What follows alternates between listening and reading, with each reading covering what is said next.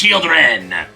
You know, people often forget that EC Comics were not the only ones producing horror comics in the 50s. I should know.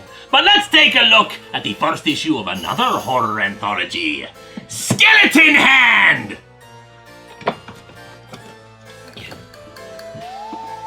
We begin with Deathless Mortal, wherein we see the stage magician Largo fail to win over a crowd, at least until he summons a group of demonic spirits to rise up and circle the area. He has clearly made some kind of deal with these spirits, who are most eager to take him to fulfill their bargain, but agree they can do nothing until the appointed time. Martha Starr, a woman watching the performance, tells Largo that she was most impressed with his performance, but Largo thinks she may be what he needs. He hypnotizes her, leading her away from her husband and fellow magician Jed to come with him.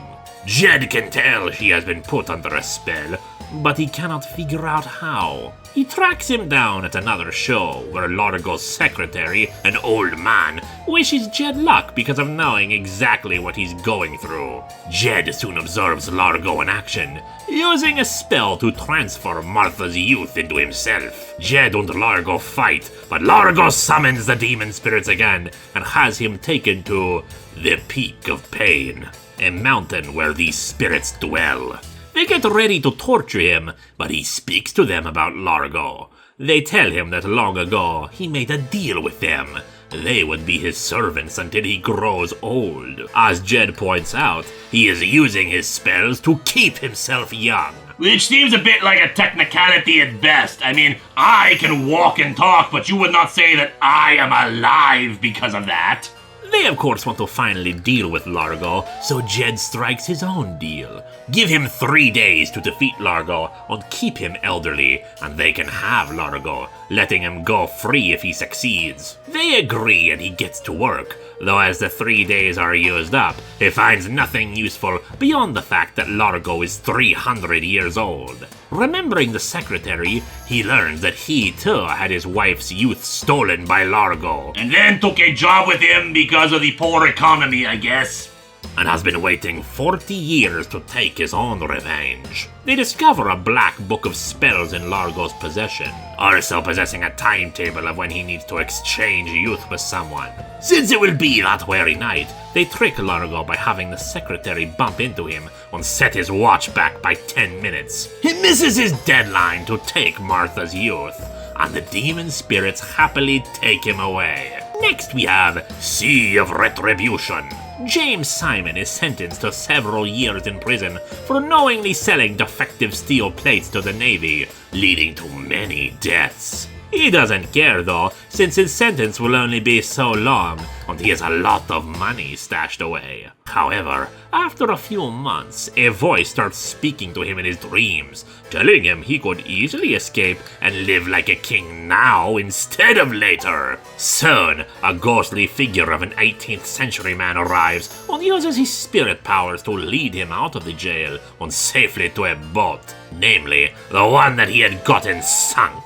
The figure is John Paul Jones, the first well-known naval commander of the Revolutionary War. He comes back all the time for traitors who threaten the US Navy's ship and is doing so again, so that the dead crew can have their revenge on him. But Simon offers to instead give him the secret supply of money as recompense. Jones agrees and comes with him to his garage where he supposedly hid it. But instead, Simon shoves the ghost into the basement and locks him up, saying he'll never get out. You don't really know much about ghosts, do you, Mr. Simon? He makes his way to the real hiding spot, but of course, soon after retrieving the money, Jones returns and helps lead him to a watery grave. The money is recovered, and it is distributed to the families of those lost by his actions. We continue in Death for Hire. Cracker Shots, the mafia's top hitman, is arrested and found guilty for his many crimes. His boss, Leo Gorman, is soon interrogated by Senator Adam Flint, who's running a massive crackdown on organized crime. Infuriated by the senator, Gorman wishes he could kill him. And soon an opportunity comes from a professor who offers to raise Cracker from the dead as a zombie, able to continue his work for Gorman. He succeeds, though the professor states that Cracker will only obey his commands, and thus extorts more money and property out of Gorman.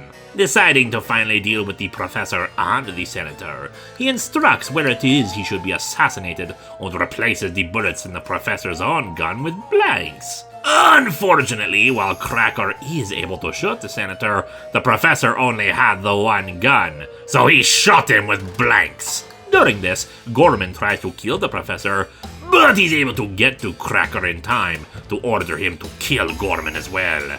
And soon, both the professor and Gorman are just like Cracker, dead. Next up we have Monster of the Deep. It is shorter than the others, though not as short as the last story. Anyway, an Italian fisherman and his American compatriot are accosted by a Soviet submarine about to drop off saboteurs. They plan to murder the two fishermen, but the Italian warns that if Italy is threatened, the mythical Scylla, a giant human with tentacles and dog-like heads attached to some, will defend it. Must have slept through World War II then. And the Scylla attacks and kills the Soviets. Pretty straightforward, but not as much as our final tale, the one-page story, The Corpse Under the Carpet.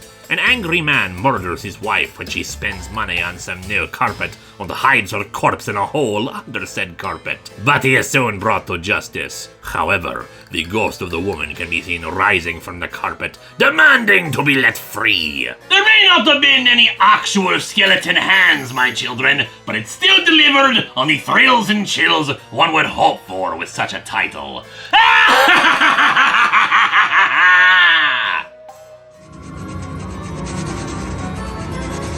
Atop the Fourth Wall presents Longbox of